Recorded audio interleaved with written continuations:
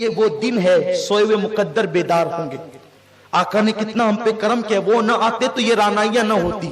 1000 مرتبہ آقا پر درود روزانہ پڑے 12 دن تک کے. کسی نے ڈاکٹر اقبال سے کہا تھا, اقبال تیری شاعری میں اتنی چاشنی کیسے, تیری شاعری میں اتنی چاشنی کیسے؟ اس لیے کہ مرزا غالب اقبال سے بڑے شاعر ہیں, لیکن غالب کو اتنا نہیں پڑھا جاتا. غالب مغلوب ہے اقبال کے سامنے. فن کے اعتبار سے غالب بہت بڑا شاعر ہے, لیکن ڈاکٹر اقبال کو جتنا پڑھا گیا پڑھا جاتا ہے اتنا کسی کو نہیں. تو اقبال کہتے ہیں میں نے 1 کروڑ مرتبہ اپنے نبی پہ درود پڑھا ہے, اس کے بعد اپنی شاعری کا آغاز کیا ہے, تو اللہ نے میری شاعری میں وہ اثر پیدا فرمایا. یہ اقبال کی شاعری کا راز ہے کہ جب بھی پڑھا جاتا ہے انقلاب پیدا ہوتا ہے. ہو نہ وہ پھول تو بلبل کا ترنم بھی نہ ہو, چمنے دہر میں کلیوں کا تبسم بھی نہ ہو نہ ساقی تو پھر میں بھی نہ ہو خم بھی نہ ہو. ذرا غور فرمائیں ڈاکٹر اقبال کی شاعری کی, محمد سے وفا تو نے تو ہم تیرے ہیں, یہ جہاں چیز ہے کیا لوح و قلم تیرے ہیں. میرے پیارے آقا صلی اللہ علیہ وسلم کے پیارے دیوانوں, تو اقبال کہتے ہیں میں نے 1 کروڑ مرتبہ پہلے درود پڑھا ہے, اس کے بعد میں نے اپنی شاعری کا آغاز کیا ہے. لوگوں درود پڑھو, اس لیے کہ درود کی برکت سے جو ہے وہ گناہ نیکیوں میں تبدیل ہو جاتے ہیں. آقا فرماتے جو دنیا میں مجھ پر جتنا درود پڑے گا وہ جنت میں وہ سب سے زیادہ مجھ سے قریب رہے گا.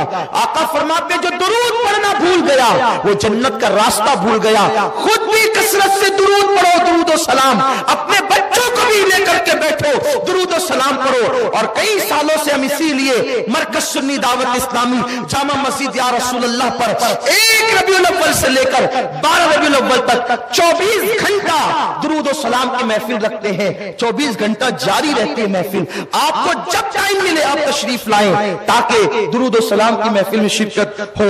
وقت نہیں ملے تو خود ہی پڑھیے, لوم چلا رہے لوم چلاتے چلاتے پڑھیے.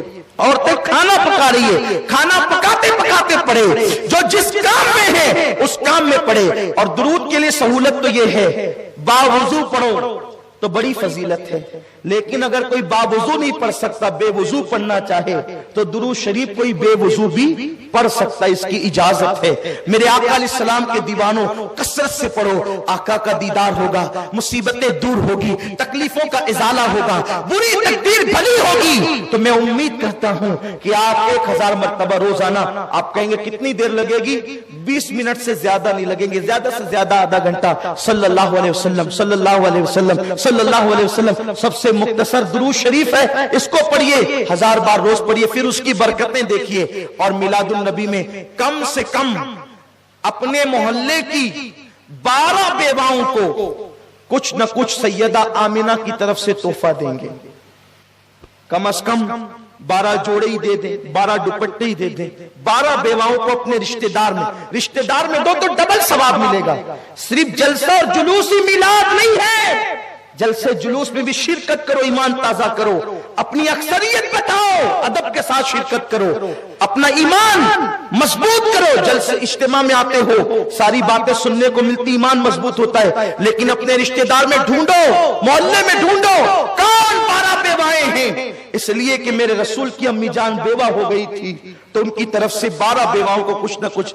ارے میں یہ تو صرف کہہ رہا ہوں, کرنا, پھر دیکھنا پورے سال تم پر کیسا کرم ہوتا ہے اور کیا کیا انعامات ہوں گے آپ خود دیکھیں گے. آپ کے رزق میں برکتیں کیسی ہوگی آپ خود دیکھیں گے. یہ بات میں سنی سنائی نہیں کہہ رہا ہوں, تحدیث نعمت کے لیے اپنے تجربے کی کہہ رہا ہوں. پھر 12 بیواؤں کے ساتھ, چونکہ میرے آقا آمنہ کے در یتیم تھے, 12 یتیموں کو ڈھونڈو محلے میں, رشتہ داروں میں, ان کو کچھ نہ کچھ تحفہ دو. اس طرح سے کرو. ہو سکے تو اپنی مسجدوں کے قریب کے 12 ائمہ کو, اماموں کو کچھ نہ کچھ تحفہ دو. اس طرح کرو, یہ بھی میلاد منانے کا ذریعہ ہے. اور جب میلاد کی شب آئے تو آپ کا گھر چمچما کر کہہ رہا ہو کہ میں کسی عاشق رسول کا گھر ہوں. میلاد پر تم لائٹنگ لگا کے اپنا گھر چمکاؤ, مرنے کے بعد میرے رسول اپنے چہرے کی چمک سے تمہاری قبر کا اندھیرا دور فرما دیں گے.